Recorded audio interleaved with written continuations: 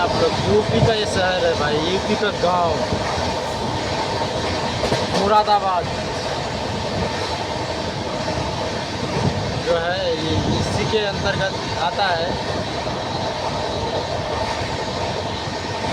आप देख लीजिए कहाँ तक ये ज़मीन का अधिग्रहण हो रहा है और कितने ज़मीनें खाली है। इसमें किन किन लोगों को रंजिशे के कारण प्रदेश में इतना हत्याएँ हो रही है, सिर्फ और सिर्फ यही सब कारण है। क्योंकि जिनके पास ज़मीन है तो हद से ज़्यादा एक आम नागरिक के जीने के लिए, तो मैं तो कह रहा हूँ एक आदमी को जीने के लिए 1 कट्ठा तो बहुत ज़्यादा है।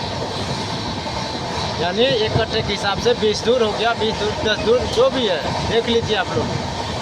यही कारण है, सबसे बड़ा कारण इस देश में मुद्दा जो बना हुआ है यही। क्योंकि आपके समाज में, आपके जात में, आपके जो वर्चस्व है वही लोग जिम्मेदार लोग ही इस देश को चला रहे हैं। जिम्मेदार और पूंजीपति जो ज़मीन से जुड़े हुए गांव में बैठे लोग हैं वो, और बाहर में जो उद्योगपति बैठे हुए हैं ये दोनों मिलकर देश को और उन दलित महादलित जो लोग हैं उनकी जो वर्चस्व है वो पूरा तरह से इस देश से ख़त्म करना चाहती है। ये कौन लोग करना चाहता है? सिर्फ और सिर्फ उद्योगपति और जिम्मेदार लोग।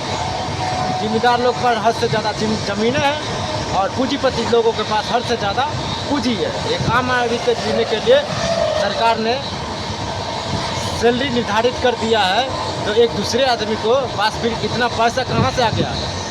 और एक आम नागरिक के पास घर बनाने के लिए अगर एक ज़मीन के लिए जो सरकार 4 डिसमिल जो भी डिसमिल अगर प्रावधान किए है उससे ज़्यादा ज़मीन है तो फिर किसके लिए? कौन है ये गुंडा जमींदार? आपके गांव से, हमारे गांव से, आपके क्षेत्र से सिर्फ और सिर्फ ये ज़मीन जिसके पास है इसी ज़मीन का धोखाबाजी हो रहा है। इसी ज़मीन से ये सब धांधली मचा के इसी ज़मीन से बन रहे हैं। इसी ज़मीन को लोगों को इसी ज़मीन पे जो इतना अंग्रेज़ों से लड़ाई हुई उसी के कारण, और ये लोग उन सभी लोगों को गरीब के नीचे धकेल दिया गया है जो कभी अभी भी कम से कम 100-2 साल लगेंगे इन संघर्ष करने को, इन लोगों को आज़ादी पाने के लिए। जो दलित महादलित लोग हैं जो अपने क्षेत्र से वर्चस्व तो है जनसंख्या के हिसाब से, लेकिन सत्ता में वर्चस्व नहीं है। पॉलिटिक्स में मेन पॉलिटिक्स है, क्योंकि पॉलिटिक्स से ही पूरा देश चल रहा है। और पॉलिटिक्स से जो हमारा संविधान है, संविधान के हिसाब से पॉलिटिक्स है, पॉलिटिक्स से हमारा देश है।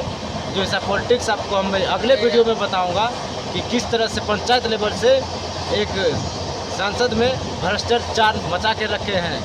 पंचायत से एक मुखिया यही सब भ्रष्ट मचा रखे हैं, वो मैं अगले वीडियो में आप लोग को बताऊंगा। इसके लिए थैंक यू। अगर मेरा वीडियो आप लोग को अच्छा लगता है तो आप लोग लाइक कमेंट शेयर ज़रूर कीजिए मेरे वीडियो पे।